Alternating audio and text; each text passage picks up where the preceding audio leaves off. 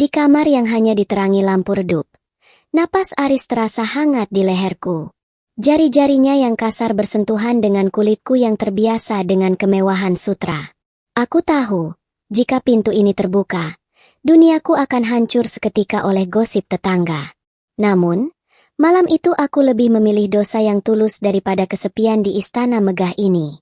Aku Sarah, dan inilah awal dari skandal yang membuatku kehilangan segalanya demi menemukan cinta yang sebenarnya. Assalamualaikum warahmatullahi wabarakatuh. Selamat datang kembali di channel saya. Bagi Anda yang sudah subscribe channel ini, kami doakan semoga pintu rezeki Anda terbuka lebar, hutang piutang segera lunas, dan segala urusan dipermudah oleh Allah. Silakan tulis, amin ya robbal alamin, di kolom komentar sebagai doa kita bersama. Terima kasih atas dukungan Anda. Mari kita buka pintu kamar itu sedikit lebih lebar, untuk melihat bagaimana kehampaan hidupku di permata Higgs menuntun langkahku pada malam yang tak terlupakan itu. Rumah ini terlalu luas untuk satu orang. Suara langkah kakiku sendiri seringkali membuatku takut karena gema yang dihasilkan seolah-olah ada sosok lain yang mengintai di balik bayang-bayang pilar beton. Lantai marmer putih yang selalu berkilau sempurna ini terasa seperti bongkahan es yang menghisap kehangatan dari telapak kakiku, meninggalkan rasa dingin yang menjalar perlahan sampai ke dasar dada. Aku adalah Sarah, 32 tahun, seorang wanita yang hidup terkurung di dalam sebuah peti mati cantik bernama Permata Higgs. Di kompleks elit ini, udara pagi tidak pernah berbau tanah segar atau embun, melainkan selalu berbau parfum mahal yang menyengat dan aroma rumput yang baru saja dipangkas dengan presisi yang sangat membosankan. Tidak ada suara kokok ayam yang membangunkan tidur, atau celoteh hangat tetangga yang tulus. Yang ada hanyalah deru halus mesin mobil mewah yang lewat sesekali dan sapaan artifisial yang dilemparkan dari balik kaca jendela gelap yang tertutup rapat. Aku sering menghabiskan waktu dengan berdiri di balkon lantai 2, menggenggam cangkir kopi pahit yang uap panasnya perlahan hilang ditelan angin sore yang hampa. Pandanganku selalu jatuh pada titik yang sama, yakni gerbang utama kompleks yang dijaga ketat. Di sana, di bawah naungan pos jaga yang kaku dan fungsional, dia selalu berdiri dengan siaga. Aris. Dia adalah seorang pria dengan rahang kuat yang selalu terkatup rapat dan rambut hitam pendek gaya militer yang sangat rapi. Seragam biru tuanya selalu tampak bersih dan licin, lengkap dengan lencana perak di dada yang berkilat setiap kali terpapar sinar matahari Jakarta yang terik. Ada sesuatu pada cara dia berdiri, tegap namun tidak pernah terasa mengancam, yang membuatku merasa aman sekaligus gelisah secara bersamaan. Dia bukan bagian dari duniaku yang penuh dengan gelas kristal, perhiasan emas, dan percakapan kosong tentang nilai saham, tetapi kehadirannya terasa jauh lebih nyata daripada siapapun yang pernah kukenal selama ini. 2 tahun telah berlalu sejak suamiku tiada, dan kehidupanku perlahan berubah menjadi rangkaian upacara tanpa makna yang melelahkan. Aku harus menghadiri acara arisan rutin, duduk di antara wanita ita yang mengenakan kaftan brokat mewah sambil memaksakan senyum. Di sana ada Ibu Linda, tetangga yang rambutnya selalu disasak terlalu tinggi dan matanya selalu memindai setiap inci pakaianku dengan tatapan tajam yang menghakimi. Baginya dan bagi warga lainnya, aku hanyalah janda kaya yang harus dijaga martabatnya agar tidak mencoreng nama baik kompleks. Namun, di balik tembok rumah yang tinggi ini, aku hanyalah jiwa yang sedang meronta karena kesepian yang memekakan telinga. Kebiasaanku untuk mengusir sunyi adalah dengan memperhatikan detail kecil pada diri Aris dari kejauhan. Aku memperhatikan bagaimana dia menyeka keringat di dahinya dengan sapu tangan kecil, atau bagaimana dia membantu seorang nenek menyeberang jalan dengan kelembutan yang sangat tidak terduga dari sosok pria setegap itu. Malam itu, beban kesepian ini terasa jauh lebih berat daripada biasanya, seolah ada bongkahan batu yang menindih paru-paruku. Aku baru saja pulang dari sebuah pesta ulang tahun kolega lama di rumah megah yang terletak tepat di sebelah rumahku. Di dalam sana, suara tawa pecah berkeping-keping seperti kristal yang jatuh, dan minuman anggur merah mengalir deras seolah-olah cairan itu mampu menghapus segala duka yang ada di dunia. Namun bagiku, setiap tegukan wine yang masuk ke tenggorokan hanya memperjelas kekosongan besar yang ada di sampingku. Aku keluar menuju teras depan dengan langkah yang sedikit limbung. Aroma alkohol samar menempel pada gaun sutra biru tuaku yang jatuh lembut di bawah lutut. Cahaya lampu jalan di depan rumahku nampak temaram, menciptakan bayangan panjang yang seolah menari-nari di atas permukaan aspal yang hitam. Tiba-tiba aku melihatnya di sana, sedang berdiri tepat di depan pagar besi rumahku yang menjulang tinggi. Aris sedang melakukan patroli rutin malam hari. Cahaya lampu mengenai sisi wajahnya, menonjolkan garis rahangnya yang kokoh dan ekspresi wajahnya yang selalu tenang namun waspada. Jantungku tiba-tiba berdegup tidak keruan, sebuah detak yang sudah lama tidak kurasakan. Untuk pertama kalinya dalam waktu yang sangat lama, aku benar-benar tidak ingin masuk ke dalam rumah. Aku tidak ingin kembali ke dalam kamar luas yang udaranya hanya berisi kenangan pahit dan hampa. Aku merasa ingin bicara. Aku ingin seseorang benar-benar mendengarku, bukan melihatku sebagai janda kaya yang patut dikasihani atau dipergunjingkan, melainkan sebagai seorang manusia biasa yang sedang sekarat karena kerinduan akan kehangatan yang tulus. Aris, panggilku dengan suara lirih. Suaraku terdengar serak, hampir hilang ditelan desau angin malam yang dingin. Dia berbalik dengan gerakan cepat dan sigap. Tangannya secara refleks merapikan sabuk hitam besar yang melingkar di pinggangnya. Matanya yang tenang namun dalam itu bertemu dengan mataku yang mulai berkaca-kaca di bawah keremangan lampu. Di bawah langit permata Heights yang nampak luas namun tanpa bintang, aku menyadari bahwa aku sedang berdiri tepat di tepi sebuah jurang emosi yang sangat dalam, dan anehnya, aku sama sekali tidak memiliki niat untuk melangkah mundur. Aris terdiam menatapku. Ada keraguan yang menari-nari di bola matanya yang coklat gelap. "Ibu Sarah, ada yang bisa saya bantu?" Tanyanya dengan nada formal yang seolah-olah membangun kembali tembok yang baru saja kucoba runtuhkan. Namun, aku bisa melihat jari-jarinya sedikit bergetar saat menggenggam senter di tangannya. Aku mendekat. Begitu dekat hingga aku bisa mencium aroma sabun batangan yang murah namun segar dari tubuhnya, bercampur dengan bau malam yang lembab. "Panggil aku Sarah, Aris." "Hanya Sarah," bisikku sambil menyentuh lengan seragamnya yang kaku. Pada saat itu, langit seolah mengerti badai yang ada di dalam dadaku. Rintik hujan mulai turun satu persatu, perlahan namun pasti, hingga menjadi gemuruh yang menghantam aspal dan atap seng pos jaga di belakangnya. Aris mengajakku berteduh di dalam pos yang sempit itu. Ruangan itu hanya berisi sebuah kursi kayu usang, meja kecil dengan sisa kopi hitam yang sudah dingin, dan sebuah kipas angin kecil yang berputar dengan suara mendengung yang monoton. Di sini, di ruang yang luasnya tidak lebih dari 2 kali 2 meter ini, aku merasa lebih nyaman daripada di dalam rumahku yang berlantai 3. Aroma kopi pahit dan tanah basah yang terbawa angin masuk melalui jendela kaca yang sedikit terbuka membuat indera penciumanku terasa hidup kembali. Aku duduk di kursi kayu itu, menatap jemariku yang saling bertaut. "Kau tahu Aris, rumah besar itu hanyalah penjara. Orang-orang di sini hanya peduli pada merek tas yang kupakai atau berapa banyak sumbangan yang kuberikan untuk masjid. Tapi tak ada satupun yang bertanya apakah aku baik-baik saja," kataku dengan suara yang mulai pecah oleh isak tangis yang selama ini kutahan. Aris berlutut di depanku. Jaraknya begitu dekat hingga aku bisa merasakan hembusan napasnya yang hangat di lututku. "Saya melihat ibu setiap hari. Saya melihat kesedihan itu di balkon," ucapnya lirih. Kalimat itu lebih bermakna daripada ribuan kata bela sungkawa yang kuterima di pemakaman suamiku. Aku mengulurkan tangan, menyentuh pipinya yang kasar karena sisa-sisa kumis yang baru dicukur. Kehangatan yang menjalar dari telapak tanganku seolah menyalakan api yang selama ini padam. Aris tidak menghindar. Dia justru memejamkan mata, menikmati sentuhan itu seolah-olah dia juga telah lama merindukan kasih sayang yang tulus. Batas antara majikan dan penjaga, antara si kaya dan si miskin, seketika lebur bersama suara hujan yang semakin menderu di atas kami. Malam itu, di tengah kesunyian pos jaga yang remang-remang, kami saling menemukan dalam pelukan yang penuh dengan rasa lapar akan pengakuan dan cinta. Namun, rahasia di permata Heights tidak pernah benar-benar aman. Keesokan harinya, suasana di kompleks terasa berbeda. Udara yang biasanya dingin menjadi terasa gerah oleh bisik-bisik yang menjalar seperti api di rumput kering.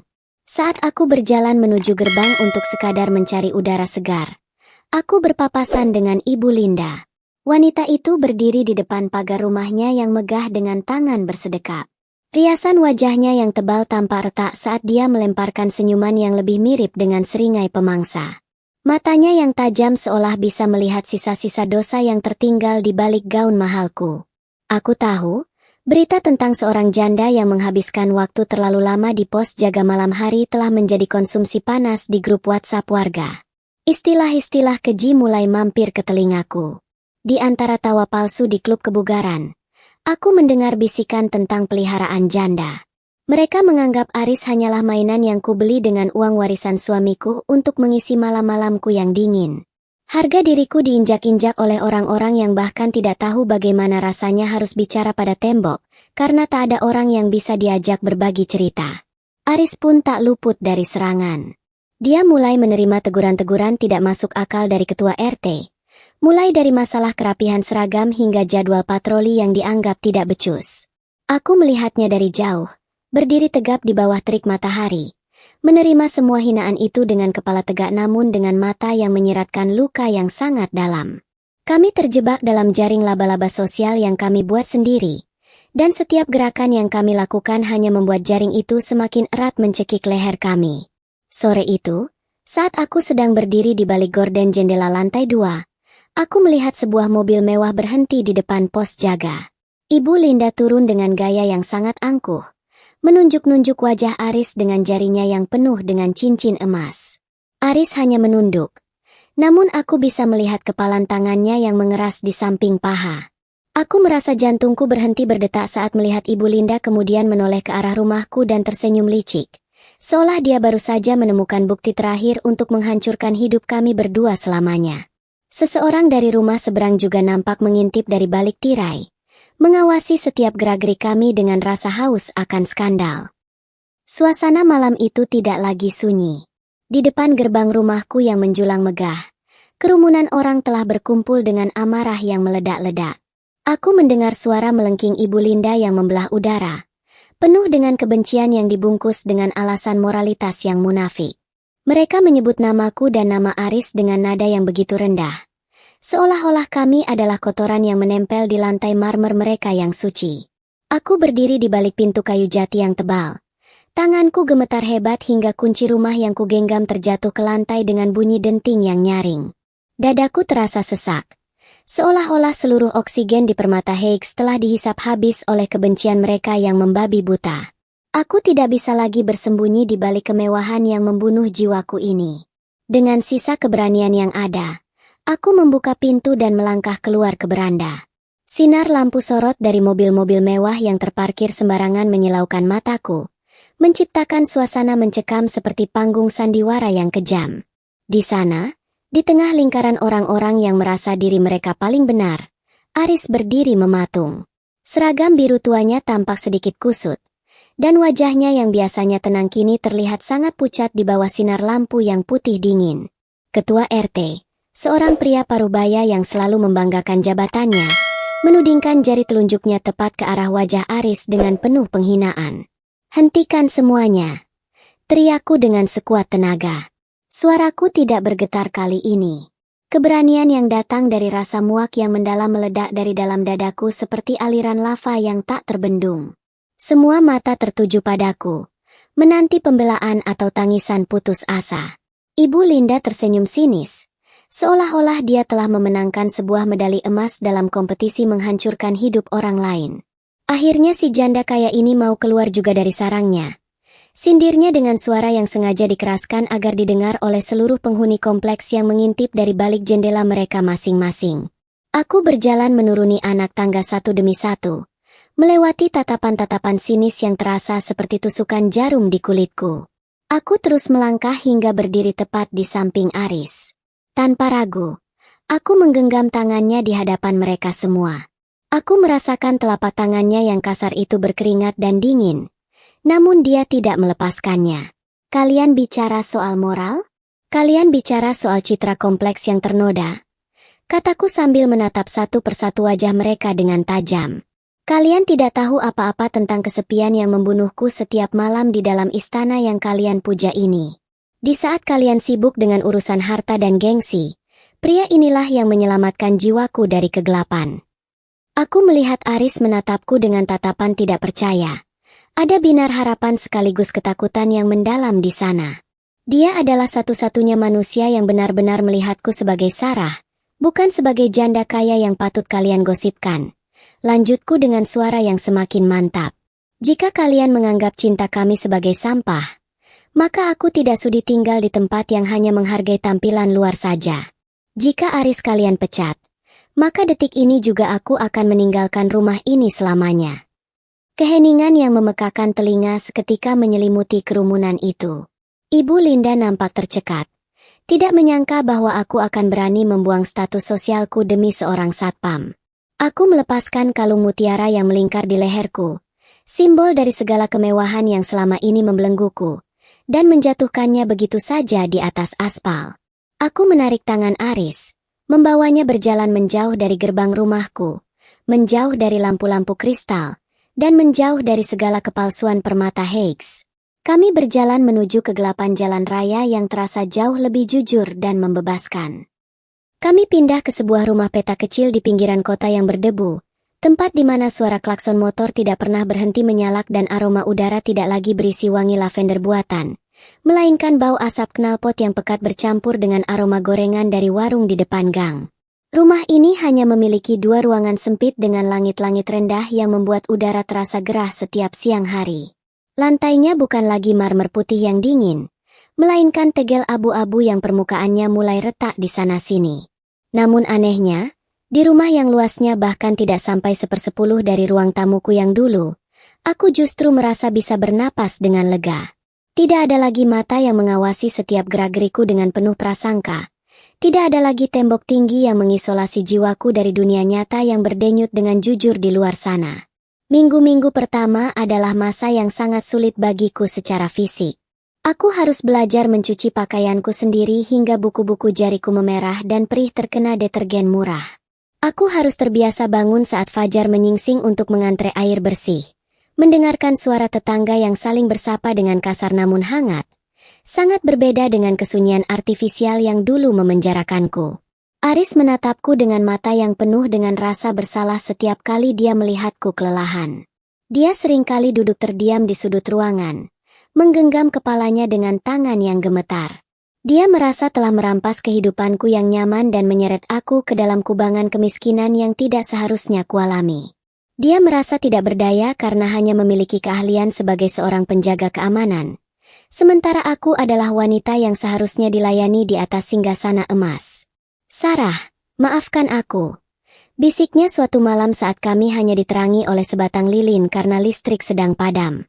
Suaranya terdengar sangat serak, penuh dengan beban yang hampir menghancurkan harga dirinya sebagai seorang pria. Aku mendekat dan memeluk punggungnya yang tegap, merasakan detak jantungnya yang tidak beraturan. Jangan pernah meminta maaf karena telah memberiku kebebasan, Aris. Aku lebih suka memakan nasi dengan garam bersamamu daripada harus menelan duri di dalam istana itu sendirian, kataku dengan penuh keyakinan. Aku menyadari bahwa ini adalah titik balik kami.